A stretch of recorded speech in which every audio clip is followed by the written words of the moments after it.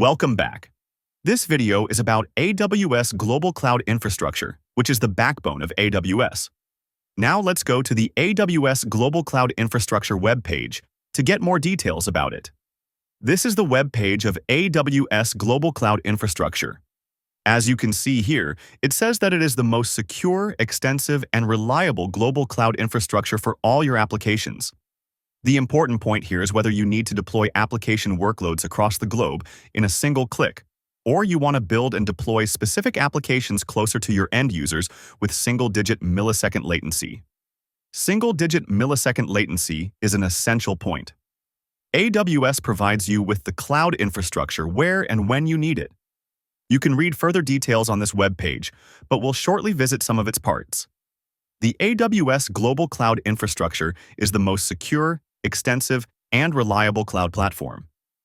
AWS offers over 200 services as of this recording. It not only allows you to deploy your application across the globe with a single click, but it also allows you to build and deploy specific applications closer to your end users with single-digit millisecond latency. It helps millions of active customers from virtually every industry to build and run every imaginable use case on AWS. This was a high-level overview of AWS Global Cloud Infrastructure. Now, we'll look into some other important concepts which are very much related to AWS Global Cloud Infrastructure. The first important concept to understand is AWS region. What is the AWS region? AWS has the concept of a region, which is a physical location around the world, where AWS has clusters of data centers.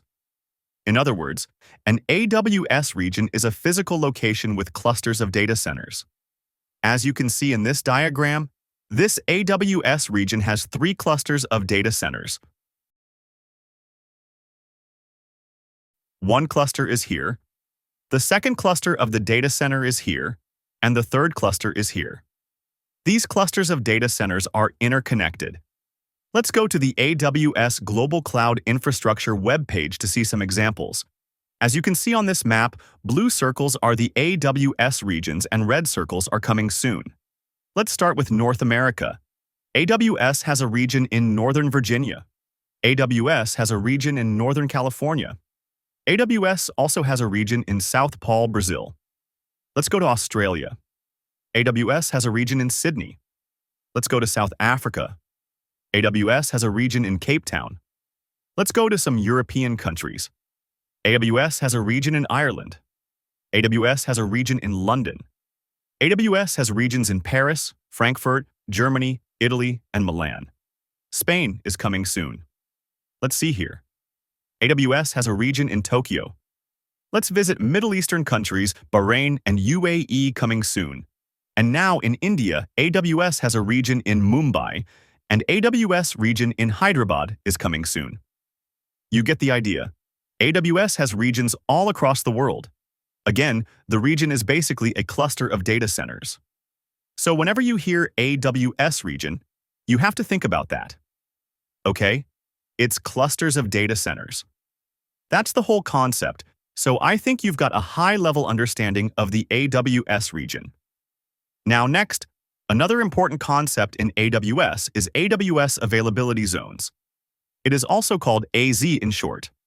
As we talked earlier, AWS has clusters of data centers on multiple locations around the world. The location containing clusters of data centers is called the AWS region. That being said, an individual discrete cluster of the data center is called AWS availability zone.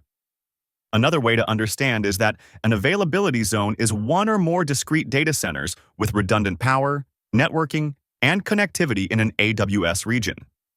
Let's go to AWS Global Infrastructure to get more details about the AWS availability zone.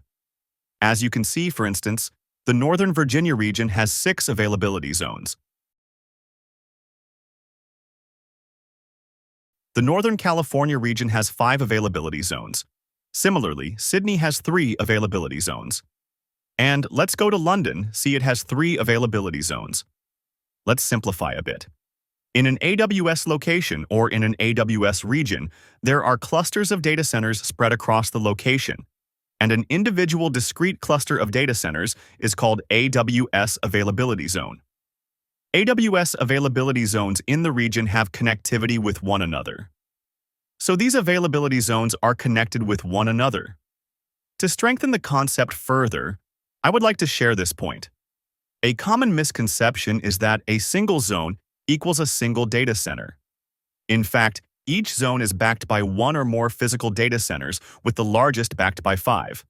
While a single availability zone can span multiple data centers, no two zones share a data center. I hope you feel comfortable now with AWS region and AWS availability zone.